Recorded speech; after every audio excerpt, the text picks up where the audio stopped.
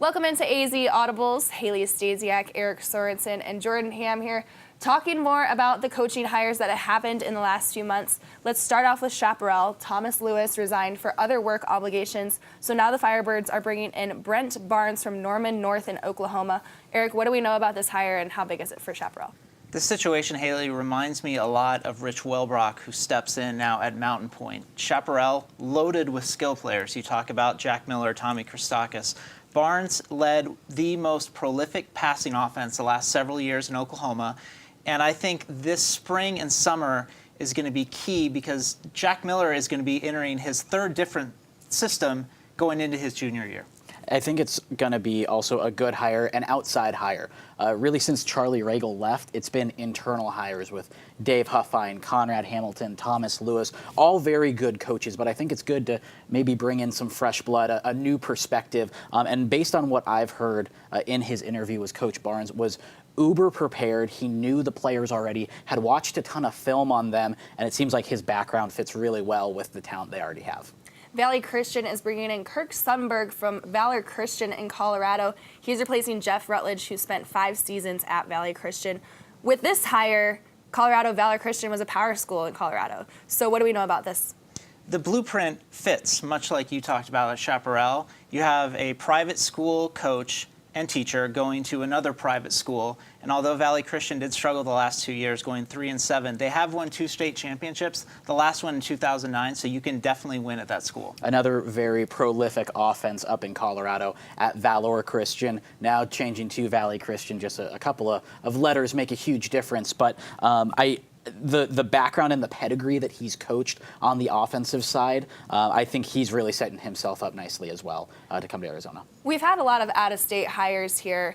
Hamilton went to Michigan and hired Michael Zdebski. We've spoken about that here on this segment. How about Brophy going to Texas and hiring John Kitna? He's got some NFL experience. We spoke to him on AZ Audibles last week. He said he's really excited to get out here and work with the Broncos. His values align with Brophy's, so that's a huge thing for a new coach to already have similar values to the school he's coming into. And he's won everywhere he's been. He started up in Washington, won, went to Texas at a small school, won. Now he's at Brophy.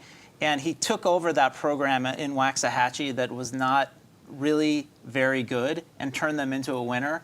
And we all saw how Brophy struggled last year. I'm sure he's going to take some of those same values and teach the same methods to try to get the Broncos back in the playoffs. Brophy's always a pretty good sell if you're able to go there because they have the great facilities. They don't have districts. It's a really strong program, and you add a guy like John Kitna with that NFL pedigree. I think that has to help when there are 7th and 8th graders looking for options where to go in this state. If they can go to Brophy, I think they'll take a hard look at the Broncos. And Brophy has the ability to attract kids from everywhere in the Valley because it's a private school, and I definitely think you're right, Jordan.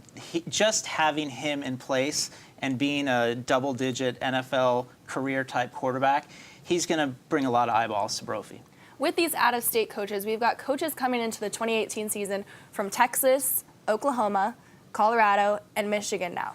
Do you see a trend of these out-of-state hires coming to Arizona? I think this particular coaching cycle is particularly interesting because you have a guy like Norris Vaughn, who was over at Mountain Point, that is now moving back home to Georgia. You have Scooter Molander, who said he wants to spend more time with his family. You have multiple coaches that are, at least right now, getting out of the coaching game. So that does create more positions open rather than guys kind of trading spots within the state. I think it makes it more options for an out-of-state coach or a guy like Joseph Ortiz, who was a longtime assistant coach, to get a promotion. Right. But if you want to go the proven route of a guy that's been a head coach before, out-of-state is an advantageous place to look. And, Arizona is such a strong, gorgeous place to live that I think it's very attractive for out-of-state people as well. And the gorgeous place to live also includes gorgeous weather year-round. I mean, you talked about Michigan and some of these other cold weather states. You don't have to deal with that in Arizona. These kids can practice and put in prep and game preparation all year round. And that's a huge advantage when you're trying to attract an out-of-state coach because you're that much farther ahead because of all the practice time. That's what we've got for you this week on AZ Audibles. Be sure to keep it on sports360az.com for more high school football coverage. We'll see you next time.